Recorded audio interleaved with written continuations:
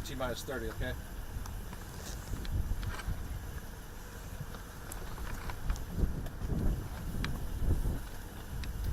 Aaron, while we're waiting, I know we have your card, but could you just say and spell your names for us on the camera? Certainly. It's Aaron McCarter, Air Safety Investigator with the National Transportation Safety Board. A-A-R-O-N, last name McCarter. That's M-C, capital C-A-R-T-E-R.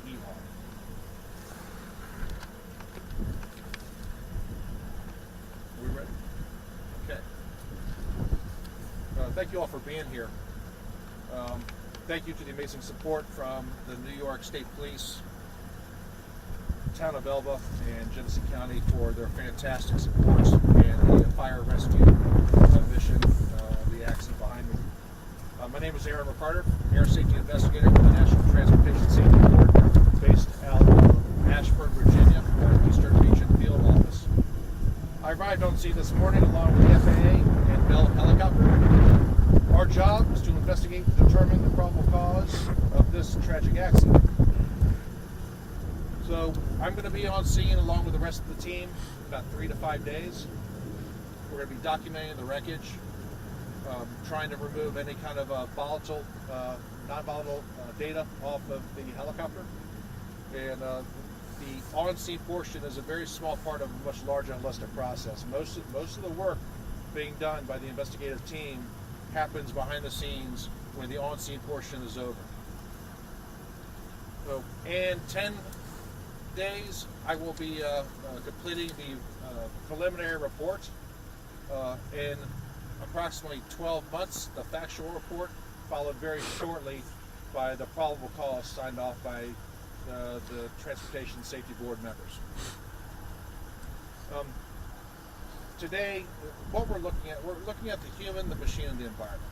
Okay? The human being the two pilots who were involved, their training, their qualifications, their experience in the helicopter, their overall experience.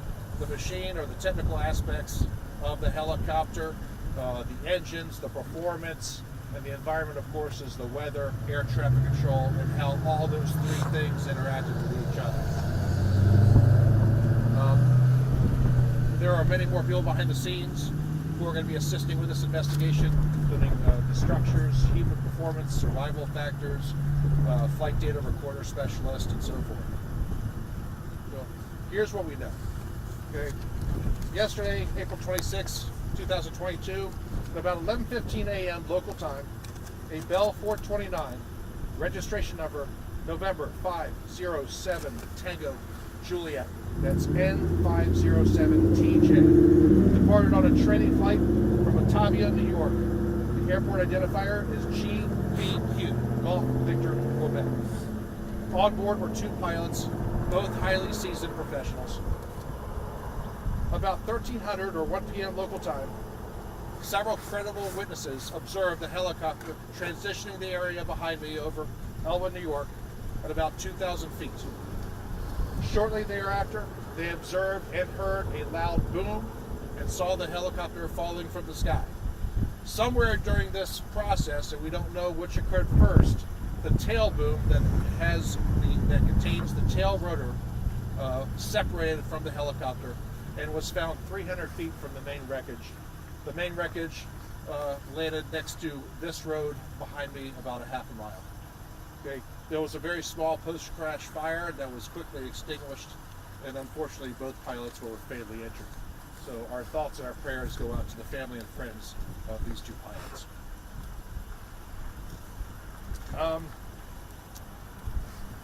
That being said, I will be glad to answer any questions that you all may have. You spoke about the witnesses. We did speak to a witness who said she said it sounded like almost using fuel. When it comes to mechanical issues, how do you guys go about finding that? Well, again, we're going to be, the wreckage is going to be transported to Clayton, Delaware, and it's a secured environment. The accident scene is not very conducive, as you know, to conducting a thorough on-scene investigation. The mud is about 6 inches deep. The wreckage is spread out over an area of about 2,000 feet from beginning to end, with the main portion of the wreckage behind me fairly intact, although severely damaged. So that wreckage is going to be transported back to this facility down in Clayton, Delaware, where we're able to do basically a two-dimensional assembly of it on a hangar floor, and we'll be able to see how the helicopter, it can assist us in determining how the helicopter came apart and what happened first. Okay. Now that being said, in terms of the way it sounded, I can't attest to what the witnesses said. I can only, write down what they said and try to determine what that sound was by comparing all the witness statements. But we will be doing a thorough engine check. We're going to be checking the rotor blades. We're going to be checking the tail rotor, and we're going to be downloading data. Now, this helicopter doesn't have what's called a black box. You guys are all aware of what a black box is. It's not crash hardened.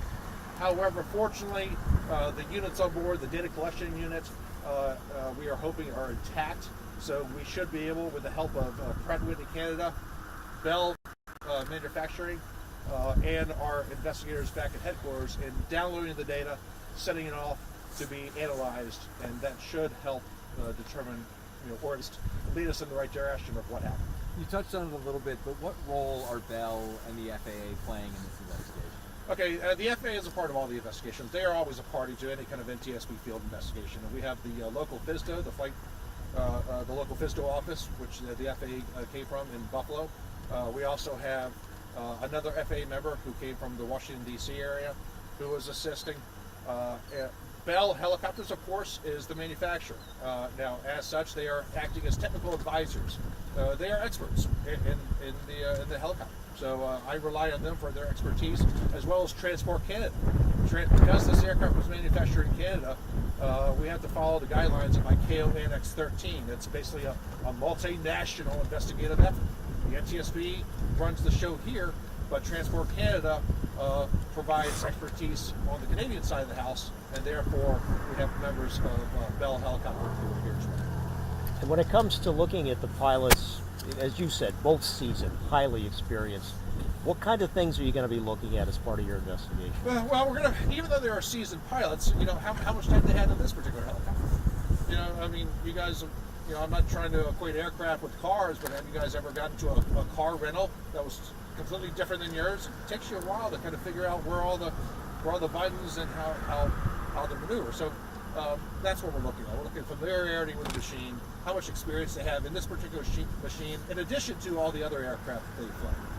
What does the training, it was a training flight, what does that mean? What were they doing? Who was training whom? Well, training flights can mean any number of things, but this particular training flight, you know what? That would be that would be a guess right now. I don't have the full picture of what kind of training this entailed, so I need to get back to you. Do you know who the pilot was? Which one was? Well, they're both pilots. Yeah, but who was piloting the helicopter? We have no idea who was flying the helicopter at the time of the accident. Do you know the last time this helicopter was flown and if there was any issues with No, don't know that yet, but once we go through the maintenance and the flight logs, we'll have a really good idea. That's going to be happening in the next day or two. Have you had a chance to examine the flight plan at all, and were they off that flight plan when they... I have had an opportunity to look at the ADSB data, which is data that comes from satellite along with ground stations and radar that shows the flight plot. It looks very typical of any kind of training flight. They spent probably about an hour over at the airport doing pattern work, means flying around the airport in very specific rectangles and patterns before they departed the airport pattern and headed out in this direction. Do you know how much longer they plan to be on this training mission? No clue. And were they going back to the airport? Unknown.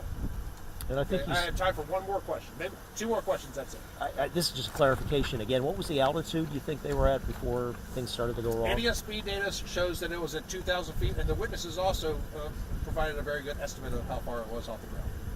One more question.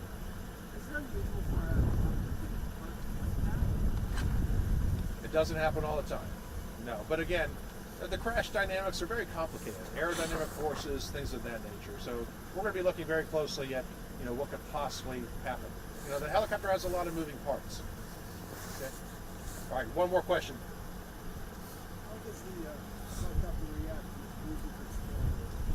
Well, it loses directional authority. The tail rotor is what keeps the helicopter's nose pointed in the correct direction, because of course the torque, when the rotor blades are spinning around, the helicopter fuselage wants to spin in the opposite direction, if you remember your high school physics.